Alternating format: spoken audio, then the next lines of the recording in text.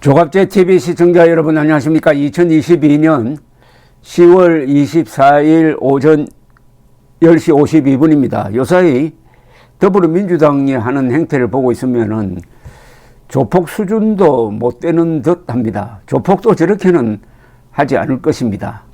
즉 아무런 논리가 없다는 거죠. 더불어민주당은 윤석열 대통령이 국회에서 시정연설을 하겠다는 것도 허용할 수 없다고 합니다. 아니, 시정연설은 대통령의 헌법적, 법률적 권한입니다. 그럼 그걸 못하겠다 한다? 그럼 맞겠다는 겁니까? 그 순간 쿠데타 집단이 됩니다. 반란 집단이 됩니다. 대통령의 행동을, 합헌적 행동을 폭력으로 막으면은 그 순간은 민주당은 반란 집단이 되는 겁니다. 그런데 그 조건이 웃기는 조건입니다. 대장동 특별검사 수용과 야당 탄압 사과를 요구하면서 신뢰 회복을 위한 최소한의 사과가 없다면은 민주당은 윤 대통령의 시정연설을 결코 용인할 수 없다. 용인할 수 없다는 게 무슨 말입니까?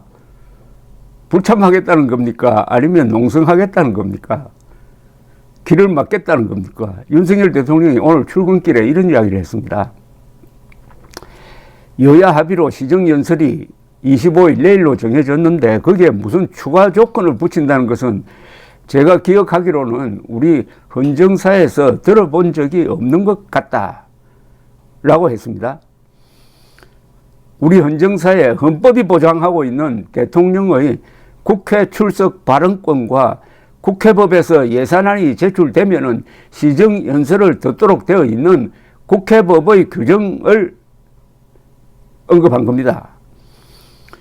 자, 여기에 대해서는 한동훈 법무장관이 역시 아주 샤프하게 이야기합니다. 이런 문제에 대해서. 우선 더불어민주당 이재명 대표가 대장동 특검을 주장하고 있는 데 대해서 이렇게 이야기를 했습니다. 수사받는 당사자가 마치 쇼핑하듯이 수사기관을 선택할 수 있는 나라는 적어도 민주국가 중에는 없다. 오늘 국회 법제사법위원회의 법무부, 대법원, 헌법재판소, 고위공직자 범죄수사처, 감사원, 법제처 등에 대한 종합감사가 있는데 거기에 들어가기 전에 취재 전에 이렇게 이야기를 했습니다. 그러면서 법원 발부 영장 집행하는 것은 재량이 아니라 의무다. 근거 없는 음모론을 제기하는 것은 정치 영역이지만은 법원이 발부한 영장을 힘으로 막고 물건을 던지는 것은 범죄의 영역이다 라고 했습니다. 그런데 지금 검찰이 민주연구원 압수수색을 현재 진행 중이다 하는 뉴스도 들어와 있습니다. 한동훈 장관은 민주당이 대국민 사과를 요구하는 것에 대해서는 정당한 범죄 수사는 하는 쪽이 아니라 비호하는 쪽이 사과해야 하지 않겠느냐라고 했습니다.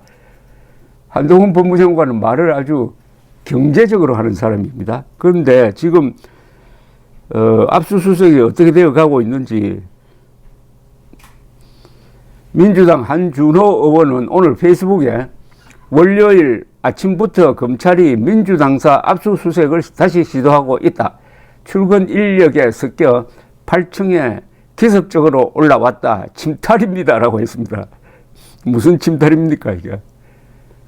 이재명 대표는 최고위원 회의에서 검찰의 민주연구원 압수수색 재시도에 대해서 내일이 대통령 시정연설인데 오늘 이렇게 압수수색을 강행하겠다고 하는 데 대해 상식적으로 납득하기 좀 어렵다. 도의는 사라지고 폭력만 남은 것 같다고 했습니다. 아니, 국가 권력, 국가의 공권력 집행을 폭력으로 지금 몰고 있습니다. 아니, 자신들이 폭력을 써가지고 공권력 집행, 즉 공부 집행을 방해하고 있으면서 폭력이랍니다. 그러니까 내로남불 적반하장도 모자라가지고 저희 일관된 기준은 한국에서 김정은과 문재인과 이재명 요 세 사람이 하는 이야기는 무조건 거짓말로 보든지 아니면 거꾸로 해석을 하면 됩니다. 거꾸로. 평화를 이야기할 때는 그게 전쟁을 이야기하는 것이고, 진실을 이야기할 때는 거짓말을 한다는 걸로 이해를 하면 되겠습니다.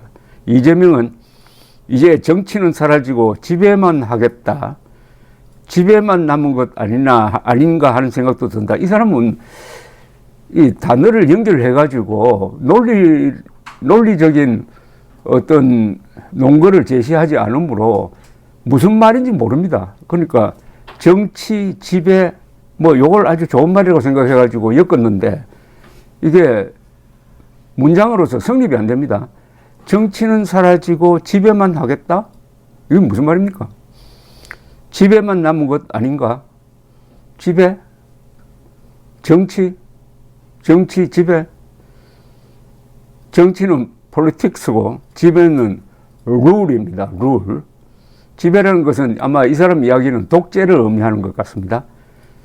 근데 정치는 그야말로 합법적, 법률적, 적법 절차를 따라서 집행하는 권력을 정치라고 합니다. 지배는 정치를 포함해서 그 포괄적으로 그런 민주적 절차 말고 독재적 절차까지 포함해서 지배라고 볼 수가 있는데, 여기서는 아마 독재 권력으로, 지배 권력으로 덮어 씌우기 위해서 흔히 계급투쟁론적 사고방식에 따라서 이 세상을 지배층과 피지배층으로 나누어 가지고 자기들은 불과 몇 달 전까지만 해도 지배층에 속했는데 이제는 피지배층이다. 탄압받는다.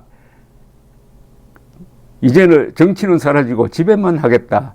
지배만 남은 것 아닌가 하는 생각도 든다. 작년에 대선 한참 때 느닷없이 이재명 씨가 에세이 비슷한 걸 남겼는데 거기 보면은 한 점 부끄럼 없는 정치인이라고 했습니다. 자신을 한 점 부끄럼 없는 이런 표현 쓰는 사람 조심해야 됩니다. 수많은 문제를 많이 가지고 있었던 김대중 전 대통령도 야당 투사 시절에 자신을 행동하는 양심이라고 그랬습니다. 행동하는 양심이었습니까? 아니면 행동하는 야심이었습니까? 아니면 행동하는 욕심이었습니까? 그런데 이런 사람들이 좋아하는 게 있어요. 명예박사를 참 좋아합니다. 정치인이 명예박사를 왜 받습니까? 그런데 통계에 의하면은 김대중 전 대통령은 명예박사 학위를 무려 19군데서 받았답니다. 물론 대학이겠죠. 19군데서. 참고로 박정희 대통령은 명예박사 한 건도 받은 적이 없습니다. 그럼 우리 역사 속에서 김대중과 박정희를 딱 놓고 저울로 달면은 어디로 기울까요? 감사합니다.